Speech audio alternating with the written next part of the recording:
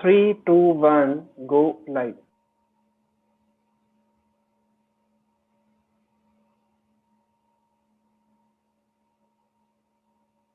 Good morning students, प्यारे बच्चों।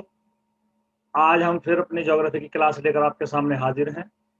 और जैसा कि हम क्लास के शुरू में हर बार बताते हैं कि यदि आपको ठीक से वीडियो दिखाई ना दे रहा हो या सुनाई ना आ रही हो तो आप अपनी स्क्रीन को रिफ्रेश कर लें और इस कक्षा को आप पूरी स्क्रीन पर देखें। वीडियो विंडो के नीचे जो कोने में स्क्वायर बना हुआ है इसे क्लिक करके इसको बड़ा कर लें।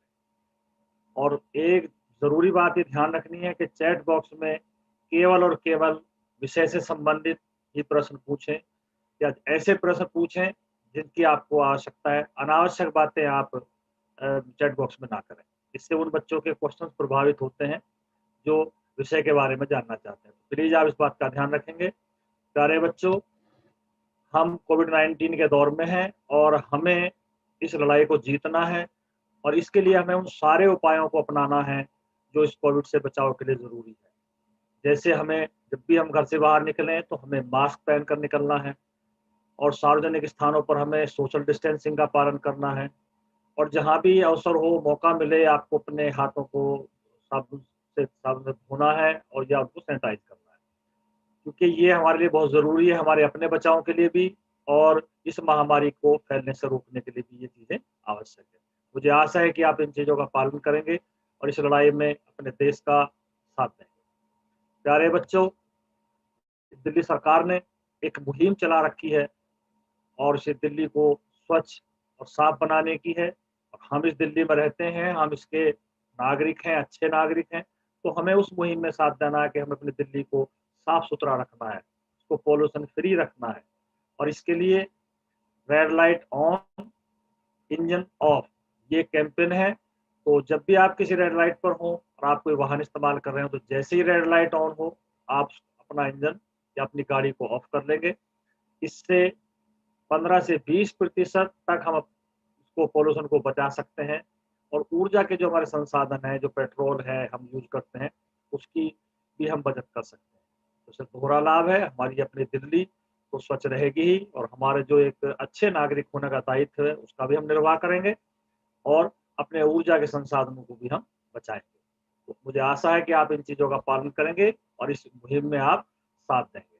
प्यारे बच्चों, इस पूरी कक्षा में अगर कोई किसी तथ्य से संबंधित कोई मिस्टेक आपको नज़र आती है, कोई फैक्चुअल एरर आपको नज़र आता है, तो प्लीज़ आप ज़रूर से बताएँ। अगले कक्षा में हम उसको क्लियर करेंगे। और मेरा साथियों से भी अनुरोध है जो हमारे चैट बॉक्स में हमारे साथ हैं, अगर उनको कोई ऐसी चीज़ नज़र आती है, तो कोई कंसेप्ट में कोई दिक्कत है या कोई मिस्टेक्स है, तो ज़रूर उसको हमें बताएँ ताकि वो सही बात बच्चों तक पहुँच सके और इसकी जो गुणवत्ता है वो बनी रहे। प्यारे बच्चों, ये हमारी टीम ज्योग्राफी है जिसको आप भली-भांति परिचित हैं। तो इसके परिचय की आवश्यकता है नहीं, क्योंकि आपका के सारे जो ये भी चेहरे जाने-माने हैं, पहचाने हुए हैं, तो आप इस टीम से पूरी तरह से वाकिफ़ हैं। और आज की जो हमारी क्लास रहेगी, वो भारत लोक और अर्थव्यवस्था का जो हमारा लास्ट चैप्टर है 12वां, भौगोलिक परिप्रेक्ष्य में चयनित मुद्दे एवं समस्याएँ। जो इंडिया पीपल एंड इकोनॉमी जो हमारी बुक है, या भारत लोक और अर्थव्यवस्था नाम की जो हमारी पाठ्य पुस्तक है, उसका सबसे लास्ट जो पार्ट है हमारा, भौगोलिक परिप्रेक्ष्य में चयनित मुद्दे एवं समस्याएं, geographical perspective on selected issues and problem. तो ये हमारी आज चर्चा का विषय रहेगा। तो इससे पहले मुझे पता है कि आप लोग बहुत ही उत्सुक हैं भारत दर्शन यात्रा के लिए, और बस भारत दर्शन यात्रा का समय है, तो इसलिए पहले चलिए क्लास में चलने से पहले हम भारत दर्शन की यात्रा पर चलते हैं। आज की जो भारत दर्शन यात्रा है वो हमारी दीनू मैडम के साथ है। तो चलिए पहले भारत दर्शन यात्रा का आनंद लीजिए, उसके बाद हम क्लास की ओर चलेंगे। गुड मॉर्निंग प्यारे बच्चों, कैसे हैं आप सब। उम्मीद है आप सब स्वस्थ हैं और तैयार है भारत दर्शन की एक और यात्रा के लिए। तो आज हमारी भारत दर्शन एक्सप्रेस हमें कहाँ लेकर जा रही है? भारत दर्शन एक्सप्रेस हमें लेकर जा रही है आभूषणों के राज्य में। समझ आया?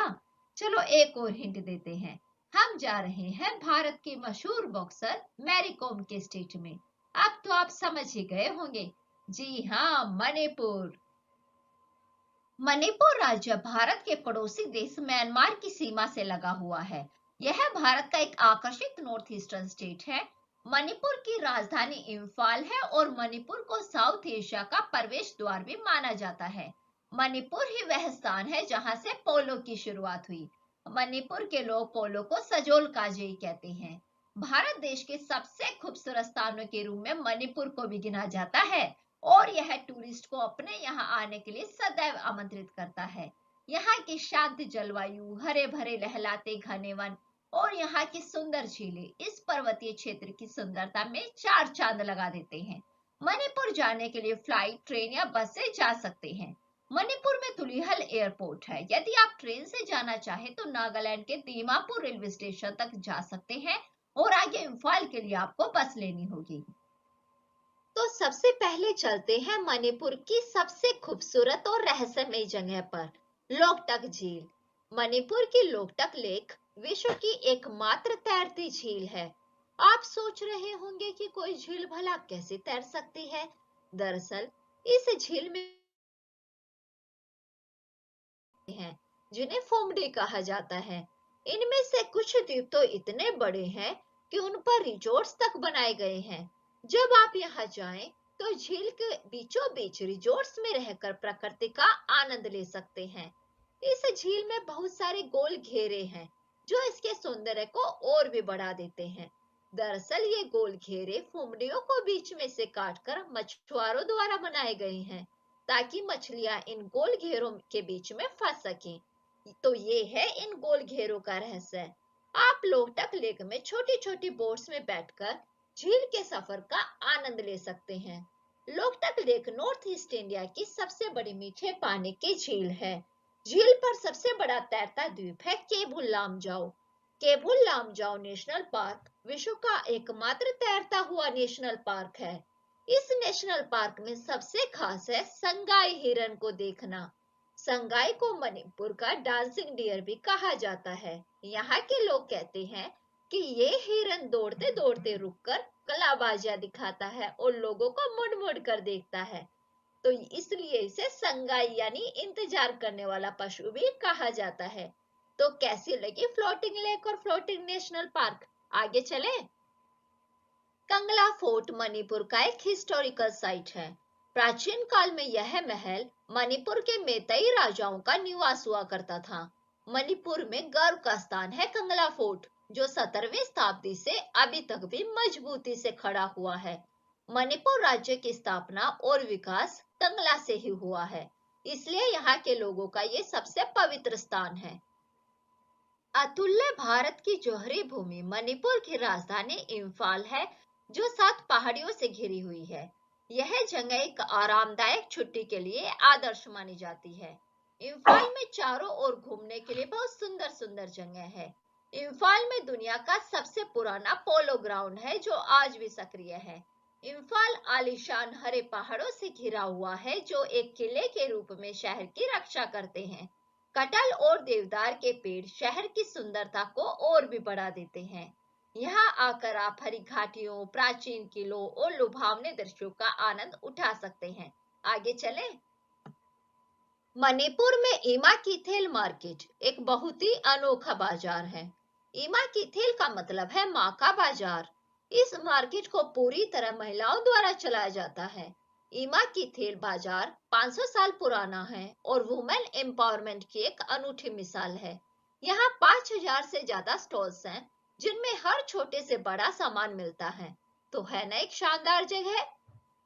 इंडियन नेशनल आर्मी के सैनिकों को समर्पित मोइरांग में आईएनए शहीद स्मारक है, जिन्होंने राष्ट्र के लिए अपना बलिदान दिया। नेताजी की सेना के कारतूस, फौजी हेलमेट और वर्दियां आप यहाँ पर सब देख सकते हैं। उखरुल मणिपुर का सबसे ऊंचा हिल स्टेशन है। यह इम्फाल से 83 किलोमीटर की दूरी पर है। यहाँ पर कैंकुल लाइम केव्स बहुत ही अट्रैक्टिव साइट है। उखरुल अपने काले मिट्टी के बर्तनों के लिए भी फेमस है। सरपिन पत्थर और मिट्टी को मिलाकर बनाए गए ये काले बर्तन अपने औषधीय मूल्यों के लिए अपनी अलग ही पहचान बना चुके हैं। मणिपुर के टूरिस्ट साइट में उखरुल एकमात्र ऐसी जगह है जहां आप सबसे अधिक समय तक एकांत में बिता सकते हैं। मन को सुकून देने वाली यह जगह चाय के बागानों के लिए जानी जाती है। नेचर की खूबसूरती के बीच मानव ने भी कैक्टिंग गार्डन में अपनी कला का जादू दिखा रखा है। कैक्टिंग गार्डन में हजारों स्पीसीज के फ्लावर देखे जा सकते हैं और यहाँ का रोज गार्डन तो बहुत ही शानदार है। यहाँ घास से एलिफेंट्स, राइनोस बनाए गए हैं जो बहुत ही खूबसूरत लगते हैं। तो है ना शानदार नजारा।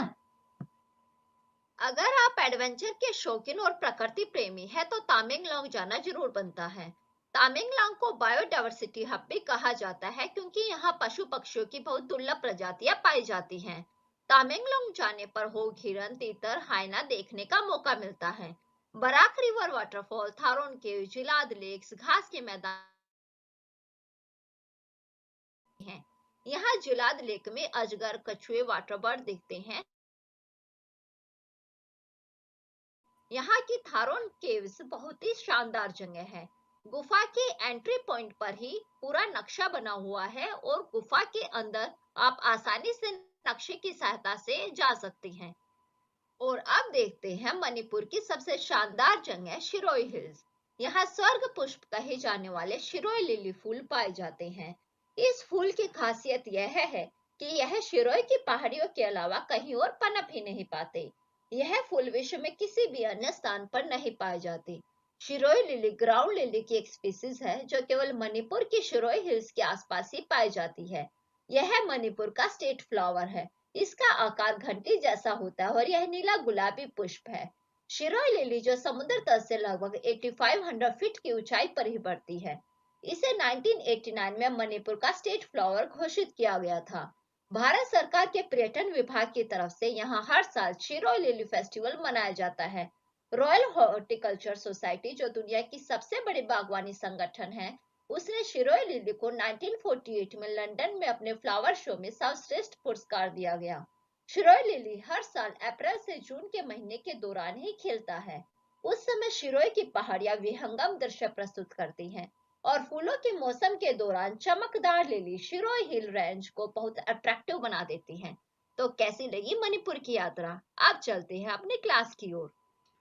Thank you Binu madam. तो प्यारे बच्चों, मजा आना आज की क्लास में। तो अब हम अपनी क्लास की तरफ चलते हैं और आपका जो ये भारत दर्शन जो अभी अभी आपने देखा है, तो मुझे आशा है कि आपको बहुत पसंद आया होगा। और अब हम अपनी क्लास में आ जाते हैं। तो जैसा कि मैंने आपको बताया था कि आज का जो हमारा टॉपिक है वो भौगोलिक परिप्रेक्ष्य में चयनित मुद्दे और समस्याएं। और ये हमारी जो पाठ्य पुस्तक है ज्योग्राफी की कक्षा 12 की, भारत, लोग और अर्थव्यवस्था, उसका लास्ट पार्ट है। तो उस पर हमें आज ये विस्तार से चर्चा करनी है। इससे पहले थोड़ा सा हम बात कर लेते हैं कि हमने अब हमारी जो अब तक जाना है वो किस तरह से रही है। अब तक भूगोल के एक विद्यार्थी के रूप में हमने भूगोल की इस पाठ्य पुस्तक से जनसंख्या को पढ़ा है, प्रवास को जाना है, मानव विकास और मानव बस्तियों के बारे में हमने विस्तार से चर्चाएं की हैं, जल संसाधन, खनिज और ऊर्जा संसाधन आदि के संबंध में हमने बहुत विस्तृत जानकारियां हासिल की। और पिछली कक्षा हम बात कर रहे थे तो सतत पोषणीय विकास और भारत के संदर्भ में नियोजन, इन पे हमने विस्तार से चर्चा की थी। तो ये अब तक हमारी जो यात्रा है वो यहाँ तक रही है। आज हम अपनी इस कक्षा में कुछ जो हमारा जो अध्ययन रहा है उसमें हमने बहुत सारी प्राकृतिक और मानवीय समस्याओं के बारे में जाना है, उनके समाधान खोजे हैं। तो आज हमारी कुछ अलग तरह की समस्याएं हैं जिन पे हमें इस पाठ के माध्यम से चर्चा करनी है। जैसे पर्यावरण प्रदूषण है, नगरीय अपशिष्ट का निपटान है, शहरी ग्रामीण प्रवास है, जो आपके स्लम्स या गंदी बस्तियां हैं, और या भूनिर्मीकरण है। तो कुछ ऐसे ज्योग्राफिकल इश्यूज हैं जिन पर हम इस पाठ के माध्यम से या हमारी चर्चाओं के मुख्य बिंदु रहेंगे। तो ये हमारा फोकस है। आज हम इस पर चर्चा करेंगे। साथ ही हम ये भी देखेंगे कि ये जो हमारी समस्याएं हैं, जो ज्योग्राफिकल इश्यूज हैं, इनको हम भौगोलिक परिप्रेक्ष्य में देखने की कोशिश करेंगे और इनको कैसे हल किया जा सकता है, इनके संभावित समाधान क्या हो सकते हैं, इस पर भी हम चर्चा करेंगे। तो हम सबसे पहले बात कर लेते हैं पर्यावरण प्रदूषण की। और पर्यावरण को जानने से पहले हमें ये समझना जरूरी है कि पर्यावरण होता क्या है। तो मनुष्य एक विशेष स्थान पर एक विशेष समय में जिन संपूर्ण परिस्थितियों में रहता है, चारों तरफ से जो संपूर्ण परिस्थितियां होती हैं, उसे उसका पर्यावरण कहते हैं। पर्यावरण में मनुष्य जीव हैं, उनके जीवन यापन के लिए जो भी मूलभूत सुविधाएं उपलब्ध होती हैं वो सारी इस पर्यावरण में ही उपलब्ध होती हैं। हवा, पानी, खाद्यान्न, आवास, प्रकाश, इस तरह की जो मूलभूत आवश्यकताएं हैं, इनके साथ साथ वायु, प्रकाश, नमी, तापमान, ये सारा जो फिनोमेना होता है जिसको चारों तरफ से घेरे हुए होता है, यही पर्यावरण कहलाता है। वास्तव में अगर हम देखें तो पर्यावरण किसी तत्व का नाम नहीं है, बल्कि ये उन सभी समस्त दशाओं का योग है जिसमें रहने वाले मानव व जीवों का जो जीवन है वो प्रत्यक्ष और अप्रत्यक्ष रूप से प्रभावित होता है। तो उन समस्त दशाओं के योग को जो उसके चारों तरफ पाई जाती हैं, जिससे उसका जीवन प्रत्यक्ष और अप्रत्यक्ष रूप से प्रभावित होता है, उसको हम पर्यावरण कहते हैं। तो बोरिंग एक विचारक हैं, उन्होंने कहा कि एक व्यक्ति का पर्यावरण में वो सब चीजें शामिल होती हैं जो उसके जन्म से मृत्यु पर्यंत तक उसको प्रभावित करती हैं। तो ये हम पर्यावरण के बारे में कह सकते हैं कि पर्यावरण होता क्या है।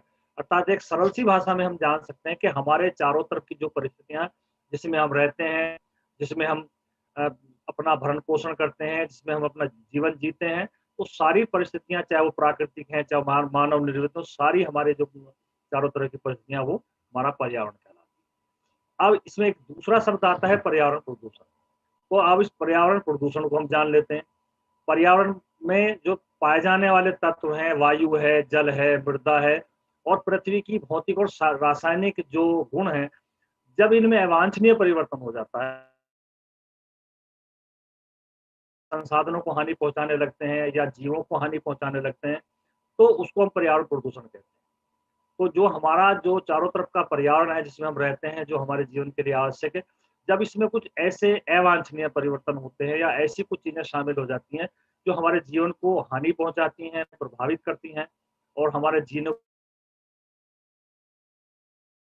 में शामिल कर लेते हैं। और हम आज इस विकास के दौर में इतने आगे बढ़ गए हैं कि हमने अपने पर्यावरण को बहुत अधिक प्रभावित किया हुआ है। और एक ये जो पर्यावरण प्रदूषण की जो समस्या है, ये अब कोई देश या कोई क्षेत्र से जुड़ी हुई ना होकर पूरे विश्व की समस्या बनी हुई है। और जितने भी हमारे विद्वान और चिंतक हैं, वो इस समस्या को लेकर इस में बहुत चिंतित है। तो ये पर्यावरण प्रदूषण है। पर्यावरण प्रदूषण की जब हम बात करते हैं तो अगर हम इसको बेसिकली देखें तो ये हमारे जो प्राकृतिक संसाधन है इनका अधिक दोहन, आवश्यकता से अधिक इस्तेमाल और बढ़ती हुई जनसंख्या का दबाव। तो इन दो तीन चीजों का ये परिणाम है कि हमारी जनसंख्या बढ़ती जा रही है और इसके अधिक दबाव के कारण हम जो हमारे प्राकृतिक संसाधन का उनका अति दोहन कर रहे हैं और उससे हमने अपने आसपास के जो पर्यावरण है जिसमें हम रहते हैं, जो हमारे जीवन के लिए आवश्यक है, उसमें कुछ ऐसे अवांछनीय तत्व प्रवेश करा दिए हैं या उसमें शामिल कर दिए हैं कि जो हमारे ही जीवन को प्रभावित कर रहे हैं और हमारी ही जीने की जो परिस्थितियां उनको कठोर बना रहे हैं। तो इसी को हम पर्यावरण प्रदूषण कहते हैं। आपके सामने स्क्रीन पर ये कुछ ऐसे उदाहरण हैं जो आपको देख सकते हैं कि किस तरह से हमें अपने आसपास का जो पर्यावरण को प्रभावित किया है। तो ये कुछ उदाहरण है आपको पर्यावरण प्रदूषण के। अब हम बात कर लेते हैं कि इसके प्रदूषण के प्रकार क्या क्या है। तो पर्यावरण प्रदूषण मानव की गतिविधियों द्वारा जो भी उत्पाद हो रहा है, उसमें जो जल, मल और या ऊर्जा की जो ये चीजें सारी उत्पन्न हो रही हैं, इनके आधार पर, इनके परिवहन और विसरित होने के माध्यम के आधार पर हम इसको 4 भागों में बांट लेते हैं पर्यावरण प्रदूषण को। इसमें जल प्रदूषण है, वायु प्रदूषण है, भू प्रदूषण और ध्वनि प्रदूषण। तो हम इस अध्याय में इन्हीं पर पहले चर्चा करेंगे कि ये जल प्रदूषण क्या है, वायु प्रदूषण क्या है, इसके क्या कारण है और हम पर इसका क्या प्रभाव पड़ रहा है। ऐसे ही ध्वनि प्रदूषण क्या है। तो हमने जो प्रदूषण के प्रकार है इनको एक पर इस पे हमें विस्तार से चर्चा करनी है। तो पहले हम एक ओवरऑल व्यू इसका देख लेते हैं कि जैसे वायु प्रदूषण है। तो वायु प्रदूषण में क्या क्या चीजें शामिल हैं। इसमें जो हमारी जहरीली गैसें हैं, सल्फर डाइऑक्साइड है, नाइट्रोजन ऑक्साइड है, कार्बन मोनोऑक्साइड है, इस तरह की गैसें जब हमारे ये वायुमंडल में शामिल हो जाती हैं तो ये वायु प्रदूषण कहलाता है। इसके सोर्स क्या हो सकते हैं, कोयला, पेट्रोल, डीजल का जो ये हमारे ऊर्जा के जो साधन है इनका दहन है या इनका इस्तेमाल करना है, औद्योगिकरण है और जो ठोस कचरा का निपटान है, कुछ ऐसे कारण है। इसी तरह से जल प्रदूषण को देख सकते हैं कि जल में जब ये सारे अवांछनीय तत्व शामिल हो जाते हैं तो हमारा जल प्रदूषित हो जाता है। और इसके लिए हम हमारे जो शहरों से निकलने वाला जो मल और गंदा पानी है, उद्योगों से निकलने वाला जो जहरीला पानी है, तो इस तरह से कृषि में जो हमारे पेस्टिसाइड्स यूज हो रहे हैं तो वो सारे हमारे जल को प्रदूषित कर रहे हैं। इसी तरह से भूमि का प्रदूषण है, तो ये प्रदूषित होती जा रही है। और ध्वनि प्रदूषण, तो ये ओवरऑल एक अब चारों प्रकार के प्रदूषण का कौन कौन से इसके कारण हैं, किस तरह से ये हो रहा है, तो एक तालिका के माध्यम से ही हमने आपके सामने रखा है और इसको हम दोनों में हैं। इसी तरह से जब हम बात कर लेते हैं अब जल प्रदूषण की, तो जल हमारा बहुत ही महत्वपूर्ण संसाधन है और जल के बिना जीवन की कल्पना नहीं की जा सकती। तो हम पीछे जल संसाधन में इसकी महत्ता को पढ़ के आए हैं। तो जल में जब कुछ पदार्थ जैसे कार्बनिक पदार्थ या अकार्बनिक पदार्थ या और जियोलॉजिकल पदार्थ या ऊष्मा से जुड़ी हुई चीजें उसमें शामिल हो जाती हैं और बेसिकली जल की जो गुणवत्ता है उसको खराब कर देती है और वो अब उपयोग करने के लायक नहीं रहता, इस्तेमाल करने के योग्य नहीं रहता, तो उसे हम जल प्रदूषण कहते हैं। और जल की एक खासियत ये है कि उसमें अपने आप को प्यूरिफाई करने की क्षमता होती है। वो एक सीमा तक अपने गंदगी को साफ करने की क्षमता रखता है। जब प्रदूषण उसकी क्षमता से बाहर हो जाता है तो जल प्रदूषित हो जाता है। तो पानी में कुछ भी ऐसे पदार्थ जो अवांछनीय तत्व कहे जा सकते हैं, चाहे वो कार्बनिक हैं, जैविक हैं, रेडियोलॉजिकल हैं या किसी भी तरह के पदार्थ हैं जो उसकी गुणवत्ता को खराब कर देते हैं, उसको उपयोग करने के लायक नहीं छोड़ते या उसकी उपयोगिता को वो खराब कर देते हैं, वो जल प्रदूषण कहलाता है। तो और ये हमारे चारों तरफ आप इसको आसानी से देख सकते हैं जल प्रदूषण को। तो इसको बहुत ज़्यादा डिटेल में, बहुत ज़्यादा गहराई में मुझे बताने की आवश्यकता नहीं है क्योंकि हम अपने चारों तरफ अपने जो हमारे जल के सोर्स हैं उनको देख रहे हैं वो किस प्रकार से प्रदूषित हुए हैं। अब हम जल प्रदूषण के कारण में बात कर लेते हैं। यद्यपि जल प्रदूषण के कारणों में को हम 2-3 भागों में बांट के कर सकते हैं, बेसिकली 2 भागों में बांट कर उनकी बात कर सकते हैं। प्राकृतिक स्रोत, जल को प्रदूषित करने वाले और मानव निर्मित। तो प्राकृतिक स्रोतों में अपरदन है, भूस्खलन है या पेड़ पौधे हैं और जो जीव जंतुओं के सड़ने गलने से भी हमारे जल के जो स्रोत हैं वो प्रदूषित हो जाते हैं। लेकिन ये जो क्रियाएं हैं, ये क्रियाएं वह सीमित हैं और इनका प्रभाव इतना ज्यादा नहीं है और ये इतनी ज्यादा चिंता का कारण है। जल के प्रदूषण का जो चिंता का वास्तविक कारण है वो है मानवीय क्रियाएं। मानव की जो क्रियाएं हैं उन्होंने जल को जो प्रदूषित किया है वो बहुत ही ज्यादा चिंताजनक है। जैसे बढ़ती हुई जनसंख्या, औद्योगिकरण, जल का विवेकपूर्ण इस्तेमाल और कृषि में जो इस्तेमाल होने वाले रासायनिक पदार्थ, ये कुछ ऐसी चीजें हैं जो हमारे जल को प्रदूषित कर रही हैं। मानव ने जैसे जैसे जनसंख्या बढ़ती जा रही है और जैसे जैसे औद्योगिक विकास होता जा रहा है तो उद्योगों से विभिन्न प्रकार के जो अवांछनीय उत्पाद पैदा होते हैं और ये कचरा, प्रदूषित अपशिष्ट पदार्थ, जहरीली गैस, रासायनिक अवशेष और ये आपकी धातुएं, धूल, धुआं, ये सब हमारा जाकर हमारे वायुमंडल में और जल स्रोतों में मिलता है और ये सारा जो हमारा प्रदूषित हो जाता है। अधिकतर औद्योगिक कचरे को हम बहते जल में, नदियों में, झीलों में विसर्जित कर देते हैं और ये हमारे जो जल के स्रोत हैं उनको प्रदूषित करते हैं। तो इसका परिणाम ये होता है कि जो जहरीले रासायनिक तत्व हैं जलाशयों में जो रहने वाली जैव प्रणाली है उसको नष्ट कर देते हैं और ये जो हमारा जलीय तंत्र है वो सारा प्रभावित होता है। तो जल के जब हम प्रदूषण की बात करते हैं तो बहुत सारे जो प्राकृतिक कारण हैं वो इतने चिंताजनक नहीं है जितने मानवीय कारण हैं। उनमें औद्योगिकरण है, नगरीकरण है, बढ़ती हुई जनसंख्या है और ये कृषि में हमारे बहुत सारे ऐसे जो पेस्टिसाइड्स और जहरीली चीजें इस्तेमाल हो रही हैं उनका हमारे जल स्रोतों में मिलना है। तो ये कुछ कारण है जो हमारे जल को प्रदूषित कर रहे हैं। अगर हम उद्योगों की बात करें तो चमड़ा उद्योग, लुगदी उद्योग, कागज उद्योग, वस्त्र उद्योग, रसायन उद्योग, ये कुछ ऐसे उद्योग हैं कि जो जल को ज्यादा प्रदूषित करने वाले या अधिक प्रदूषित करने वाले उद्योग कहे जा सकते हैं। जब जहाँ तक कृषि की बात है तो आधुनिक समय में जो कृषि में जो रासायनिक पदार्थ, उर्वरक या अकार्बनिक पदार्थ, कीटनाशक, खरपतवार नाशक, ये जो सारी चीजें इस्तेमाल हो रही हैं ये कहीं ना कहीं जाकर हमारी नदियों में, झीलों में, तालाबों में पहुंच जाती हैं और ये जल के साथ साथ रिस के नीचे जो हमारा भूमिगत जल है उसमें भी शामिल हो जाती हैं और उनको प्रदूषित कर देती हैं। उर्वरक जो धरातलीय जल है उससे मिलकर भी नाइट्रेट की मात्रा को बढ़ा देते हैं जो हमारे स्वास्थ्य के लिए हानिकारक होता है।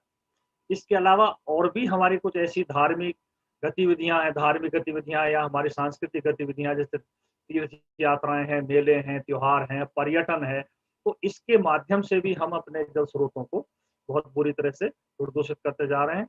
और अगर हम ओवरऑल देखें तो भारत में जितना भी धरातलीय जल है, चाहे वो नदियों में है, झीलों में है, तालाबों में, लगभग सभी प्रकार के जो स्रोत हैं वो उनको हम प्रदूषित कर चुके हैं और वो सीधे मानव के उपयोग के लायक नहीं रह गए।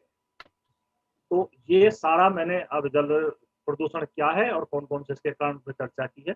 और ये आप अपने चारों तरफ बिल्कुल लाइव देख सकते हैं इन चीज़ों को, तो इनको समझने में बहुत ज़्यादा मुश्किल आपको नहीं होगी।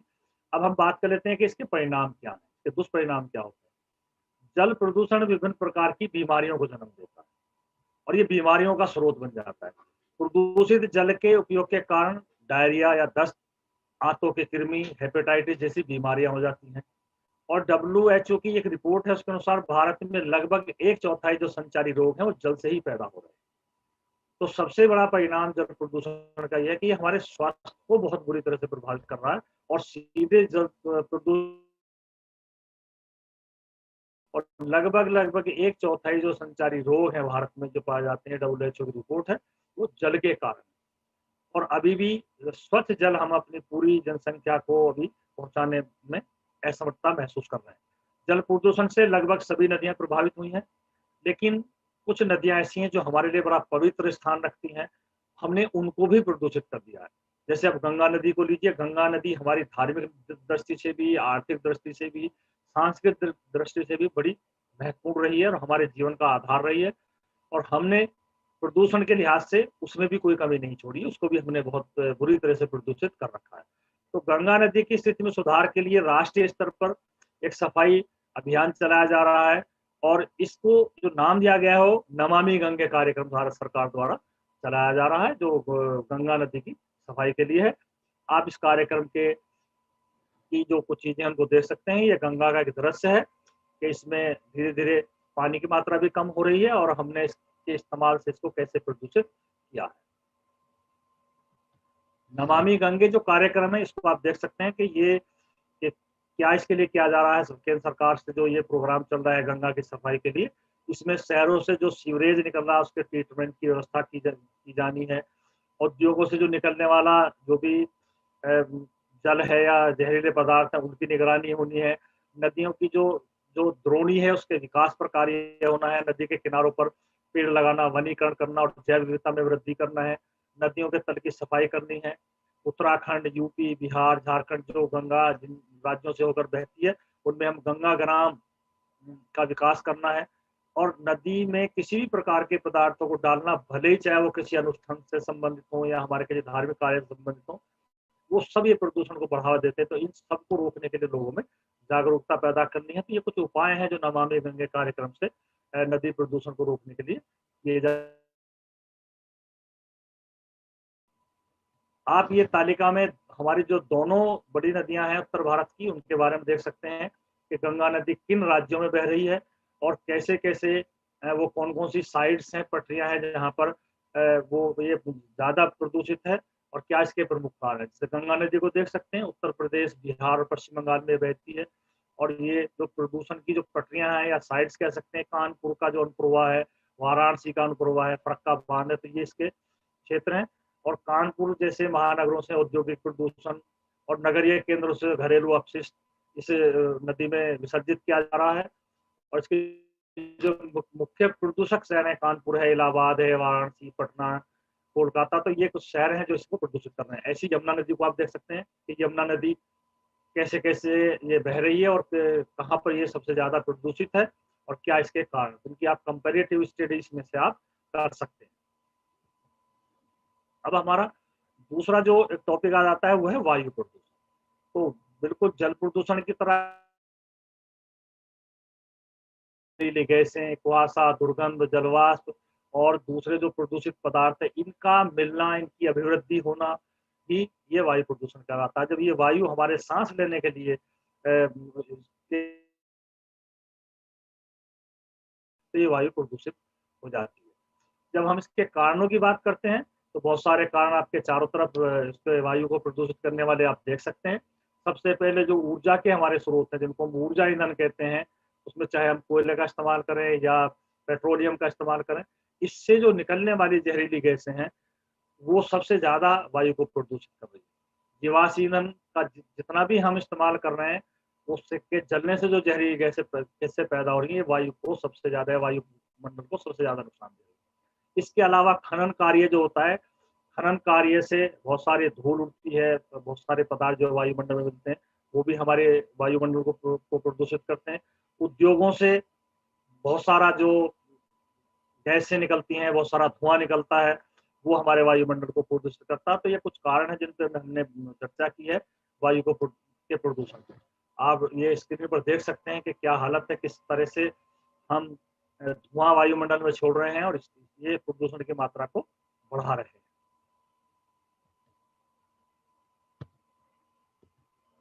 अब इसके हम इफेक्ट्स देख लेते हैं कि ये वायु प्रदूषण का हम पे प्रभाव क्या पड़ रहा है।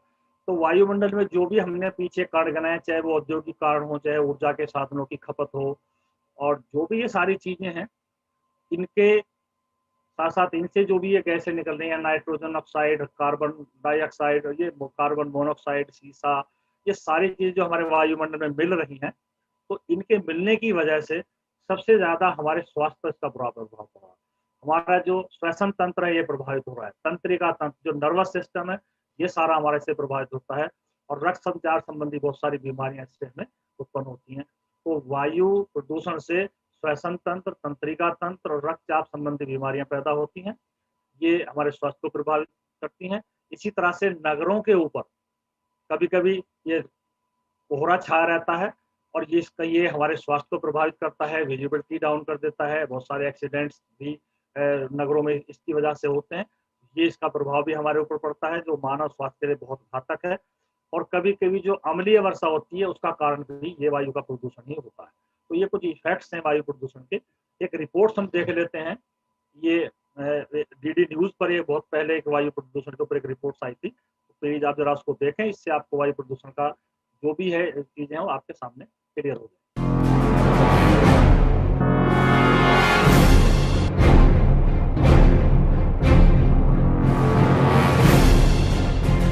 मनुष्य को जीवन देने वाली हवा को आज चारों ओर फैल रहे प्रदूषण ने इतना प्रदूषित कर दिया है कि सांस लेने के लिए साफ हवा भी मयस्सर नहीं है।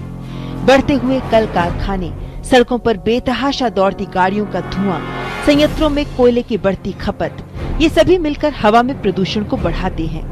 विश्व स्वास्थ्य संगठन की ताज़ा रिपोर्ट बताती है कि दुनिया के 20 सबसे ज्यादा प्रदूषित शहरों में से 13 शहर भारत में ही हैं। प्रदूषण के महीन कण PM 2.5 की मात्रा भारतीय शहरों में चीन के मुकाबले ज्यादा है। प्रदूषण के यही महीन कण सांस की बीमारियों को जन्म देते हैं और हमारे स्वास्थ्य के लिए बड़ा खतरा बन जाते हैं। एक अन्य अध्ययन बताता है कि भारत में 6.5 करोड़ से ज्यादा लोग आज ऐसे स्थानों पर रह रहे हैं जहां हवा की गुणवत्ता राष्ट्रीय मानकों से कहीं कम है। हवा में बढ़ते प्रदूषण के बारे में अगर लोगों को पहले से जानकारी दी जाए तो प्रदूषण से कुछ हद तक बचा जा सकता है।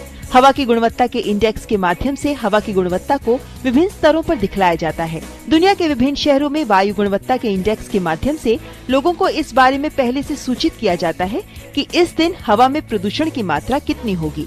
इंडेक्स में 8 प्रदूषक तत्वों के आधार पर विभिन्न रंगों के माध्यम से हवा की गुणवत्ता को एक पैमाने पर दर्शाया जाता है, जिसमें स्वच्छ हवा से लेकर संतोषप्रद और बेहद खराब प्रदूषित हवा को दिखलाया जाता है। इसी के आधार पर यह तय किया जा सकता है कि कौन सा समय बाहर निकलने के लिए उपयुक्त है। विशेष रूप से ये जानकारी उन लोगों के लिए जो सांस की बीमारियों से ग्रस्त हैं या बुजुर्ग और बच्चे हैं, खास महत्व की है। फिलहाल भारत के 10 शहरों में हवा की गुणवत्ता बताने की ये व्यवस्था लागू की जा रही है। सितंबर तक 46 शहर और जुड़ जाएंगे। निश्चित रूप से ये एक कारगर तरीका है, लेकिन इसके लिए सरकार और प्रशासन को कुछ अन्य इंतजाम भी करने पड़ेंगे। DD news. तो आप इस वीडियो को देखकर समझ गए होंगे कि हमारे बहुत सारे शहर इस तरह के हैं कि जहाँ पर ये व्यवस्था की जा रही है कि भी जो बुजुर्ग लोग हैं, जो श्वास से जुड़ी बीमारियों से संबंधित लोग हैं, तो उनके लिए क्या समय होगा जो बाहर निकलने के लिए उपयुक्त है। इतना हमने वातावरण प्रदूषित अपना ये कर लिया है। तो अब अगला जो हमारा प्रदूषण है वो है ध्वनि प्रदूषण। ध्वनि प्रदूषण, या हम इसको एक शोर के रूप में भी देख सकते हैं कि विभिन्न स्रोतों से जब ये ध्वनि उत्पन्न होती है और ये हमारी सहनशील जो ध्वनि को सहने हम असहज होने लगते हैं, हम उसको सह नहीं पाते, तो ये ध्वनि प्रदूषण कहलाता है। हमारे आसपास जो चारों तरफ जो परिस्थितियां, उनमें इतना शोर उत्पन्न होना कि वो हमारे शोर को सहने की क्षमता से अधिक हो जाए, तो और वो हम उसको सहने में असहजता महसूस कर रहे हो, तो वो ध्वनि प्रदूषण कहलाता है।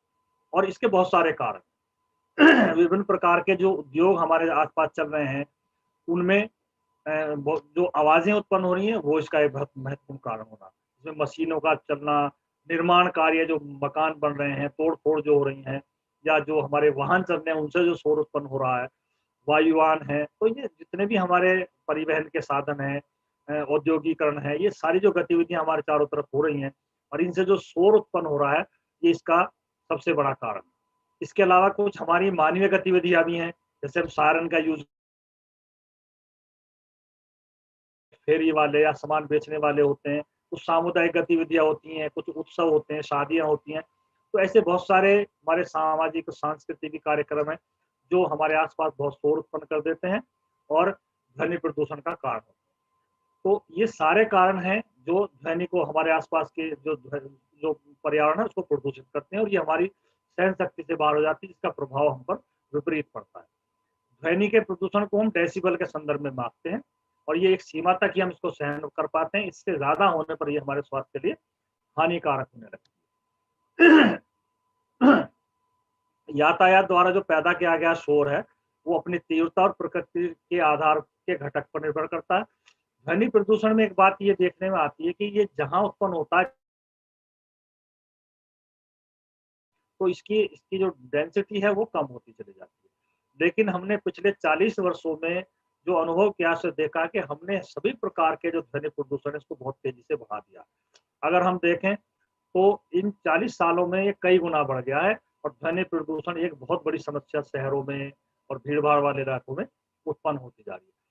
तो ध्वनि प्रदूषण के कुछ स्थान निश्चित होते हैं जहाँ पर ये ज्यादा होता है, जैसे औद्योगिक क्षेत्र में, परिवहन के जो मार्ग हैं उनके आसपास, हवाई अड्डे, तो जहाँ पर ये गतिविधियां हो रही हैं उनके आसपास ही ज्यादा होता है। जैसे जैसे हम उनसे दूर को हटते जाते हैं तो ये इसकी इसकी जो मात्रा है स्रोत से दूर होते जाते हैं तो कम होती चली जाती है। लेकिन ये महानगरों में और उन क्षेत्रों में बहुत खतरनाक स्थिति होता है जहाँ ये उत्पन्न होता है। तो ये सारी चीजें हम ध्वनि प्रदूषण के बारे में ध्यान रखने की हैं, इसको देख सकते हैं।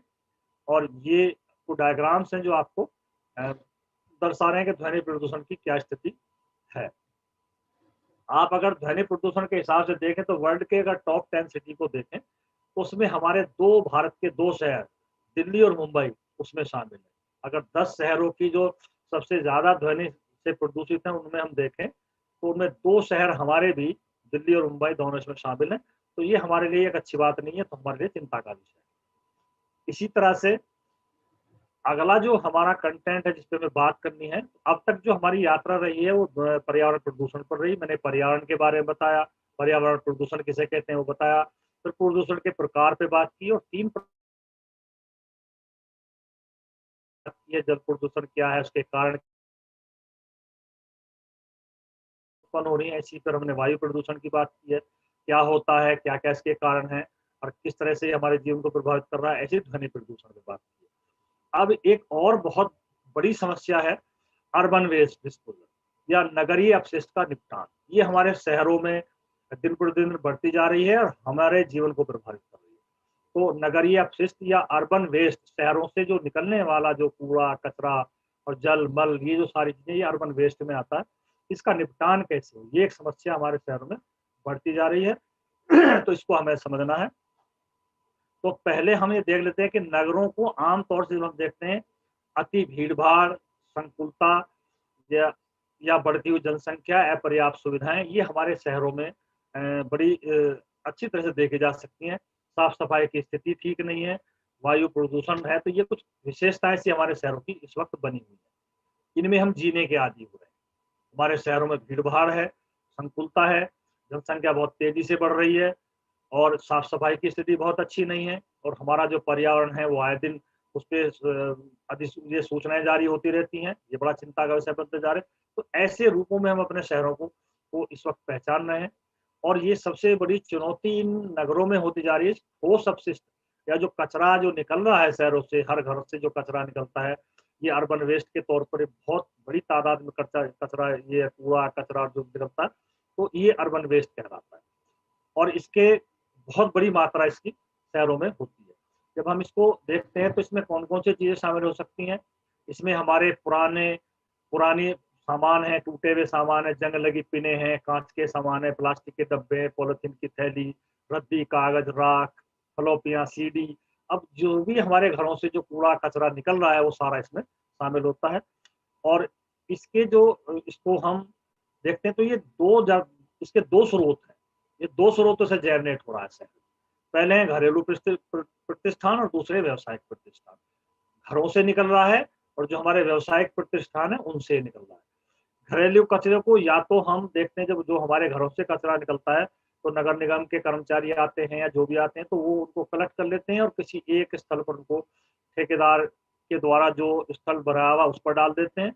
और ऐसी औद्योगिक इकाइयों से जो निकला हुआ कचरा उसको नगर निगम और इस तरह के जो संस्थाएं हैं वो इसको कहीं इकट्ठा कर देती हैं। और ये जो ढेर लगे हुए होते हैं ये फिर प्रदूषण का कारण बनते हैं। इसका प्रभाव आप देख सकते हैं कि कारखानों से, विद्युत गृहों से जो ये मलबा निकलता है इससे बहुत सारी गंभीर समस्याएं पैदा होती हैं। इससे बदबू उत्पन्न होती है, मक्खियां पैदा होती हैं और इसमें बहुत सारे जो जीव जंतु भी पलते हैं, जैसे चूहे इसमें पैदा हो जाते हैं, बहुत सारे बैक्टीरिया पैदा होते हैं जो विभिन्न प्रकार की बीमारियों को जन्म देते हैं।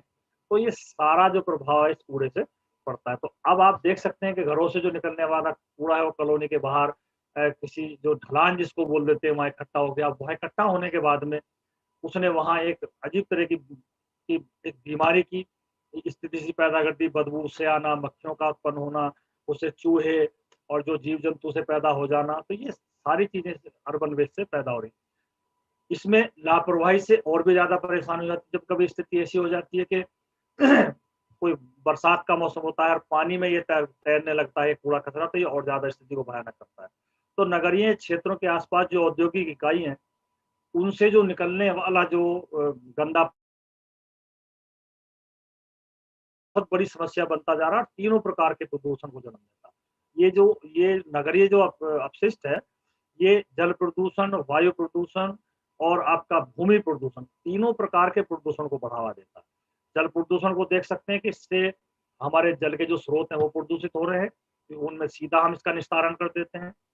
और भूमि जिस पर ये पड़ा हुआ होता है उस पर भी ये भूमि को खराब कर देता है। इसी तरह से ये इससे निकलने वाली बदबू और जो विभिन्न प्रकार की जो जहरीली गैस है वो हमारे वायुमंडल को प्रदूषित करती है। तो ये एक बहुत बड़ी समस्या ये लिए हुए है। जब हम इसको देखते हैं तो भारत में नगरों का जो ठोस अपशिष्ट का निस्तारण एक गंभीर समस्या है। अगर हम महानगरों की स्थिति को देखें, मुंबई की, कोलकाता की, चेन्नई और बेंगलुरु की, तो यहाँ लगभग 90% जो ये कूड़ा कचरा इसको हम एकत्र करा लेते हैं। लेकिन जो देश के अन्य नगर हैं उनमें 30 से 50% ही हो पाता है, बाकी को छोड़ दिया जाता है। और ये गलियों में, घरों के आसपास, जमीनों पर इकट्ठा पड़ा हुआ होता है, जिससे बहुत सारे स्वास्थ्य संबंधी बीमारियां पैदा होती है। तो इसकी कोई विशेष योजना या किसी तरह का कोई वो भारत में नहीं है। नगरीय अपशिष्ट के निपटान की जब हम आगे और बात देखते हैं तो ये सड़ना, गलना और इससे वातावरण में जो जहरीली गैसों को छोड़ता है, इससे विभिन्न प्रकार की गैसें उत्पन्न होती हैं और ये हमारे स्वास्थ्य को प्रभावित करता है। इसके जब निस्तारण की हम बात करते हैं कि इस समस्या से हम निपटे कैसे, तो इस समस्या के समाधान के लिए हम देख सकते हैं कि इससे हम कंपोस्ट खाद बना सकते हैं, इससे हम ऊर्जा पैदा कर सकते हैं। अगर हम इसका सही ढंग से मैनेजमेंट करें तो ये हमारे लिए लाभ का सौदा भी बन सकता है। अब मैं एक वीडियो आपको दिखा रहा हूँ। इस वीडियो के माध्यम से आप देखेंगे कि अर्बन वेस्ट का निस्तारण की क्या स्थिति और कैसे इससे इसका लाभ उठाया जा सकता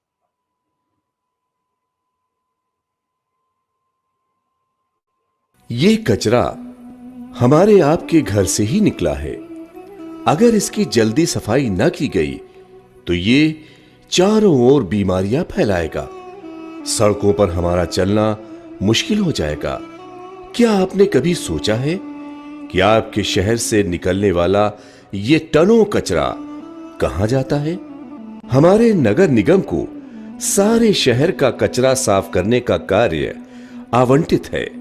क्या एक जिम्मेदार नागरिक होने के नाते हमारी जिम्मेदारी नहीं बनती कि अपने घरों से निकलने वाले कचरे को उचित स्थान पर फेंकें तथा अपने शहर की सफाई में योगदान दें? कूड़े के निस्तारण में कुछ संस्थाएं नगर निगम को पूरा सहयोग दे रही हैं और वैज्ञानिक पद्धति से इसका निस्तारण भी कर रही हैं। क्या आप जानते हैं कि जो कचरा हम अपने घरों से बेकार समझकर फेंक देते हैं उसमें से पॉलीथीन, प्लास्टिक, और कपड़े तथा शीशे को छांटने के बाद अवशेष से कंपोस्ट खाद रिसाइकलिंग द्वारा बनाई जाती है, जो कृषि कार्य हेतु बहुत उपयोगी होती है। बाकी अवशेष जिसमें प्लास्टिक एवं पॉलीथीन तथा अन्य अवशेष ब्रिक्स तथा ब्रिकेट्स, ग्रीन कोल का निर्माण रिसाइकलिंग द्वारा किया जाता है, जो पावर प्लांट में फ्यूल या ईंधन के रूप में प्रयोग में आता है। अगर ये कचरा साफ न किया जाए तो ये शहर की नालियों, नालों और सीवर लाइन को चोक कर देगा और हमारा जीना दूभर हो जाएगा। हमें ये नहीं भूलना चाहिए कि अपने जीवन को सुखमय बनाने के लिए हमें स्वयं भी प्रयास करना होगा।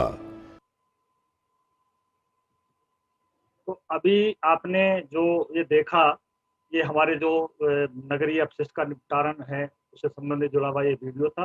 तो आज की कक्षा हमारी यहीं तक थी और इस कक्षा में आपने सब ये देखा कि हमने दो बड़े टॉपिक, तो पर्यावरण प्रदूषण और नगरीय अपशिष्ट का निपटान, इस पर चर्चा की है। बस आज की कक्षा हमारी यही, ये टॉप 10 स्टूडेंट्स की लिस्ट है। जो पिछले हमारे जो गूगल फॉर्म था उसके बच्चे, उसमें 10,971 हमारे रेस्पॉन्स आए हैं और मैं इससे जो टॉप 10 स्टूडेंट्स उनकी ये लिस्ट है, इसमें अनुज कुमार जीबी ट्रिपल नथुपुरा से, चंदा कुमारी जनकपुरी से, सपना नजफगढ़ नंबर 2 से, ज्योति द्वारका सेक्टर 10 राजकीय प्रतिभा विकास विद्यालय से, कुसुम सोनिया विहार से, वंदना नजफगढ़ नंबर 2 से, Rohit Kumar government Quad senior secondary school से, विकास कुमार बामनौली दुलचेहरा से, और भगत दास भवाना जेजे कॉलोनी से, और चिराग सकरपुर नंबर 1 से। तो ये व्हील को भरते रहेंगे और ऐसे इनमें शामिल होते रहेंगे। तो इनके लिए बहुत जोरदार क्लैपिंग और बहुत बहुत थैंक्स इन बच्चों का जो इतनी मेहनत से काम कर रहे हैं। और आज की हमारी क्लास बस यहीं तक रहेगी। हम उन सभी स्रोत का, वीडियोस का, फोटोग्राफ जो हमने इस आज की कक्षा में यूज किए हैं, उनके सभी स्रोतों को बहुत बहुत थैंक्स कहते हैं। और उनके इस्तेमाल के लिए हमारा केवल और केवल उद्देश्य जो रहा है वो एकेडमिक पर्पज रहा है, उसी पर्पज से हमने उनको इस्तेमाल किया है। तो उन सभी स्रोतों का एक बार फिर बहुत बहुत धन्यवाद। और हमने जिन राइटर्स की या जिन अपने गुरुजनों की बुक्स को पढ़कर ये आज की क्लास के लिए मटेरियल तैयार किया, उनका भी बहुत बहुत धन्यवाद। और मैं अपने साथियों का भी बहुत बहुत थैंक्स बोलता हूँ जो चैट बॉक्स में बच्चों के क्वेश्चंस के रिप्लाई कर रहे हैं। इन्हीं शब्दों के साथ हम आज की क्लास का समापन करते हैं। आगे की क्लास में हम इसके रेस्ट पार्ट को लेकर फिर आपके सामने हाजिर होंगे। इन्हीं शब्दों के साथ बहुत बहुत धन्यवाद। Thank you very much.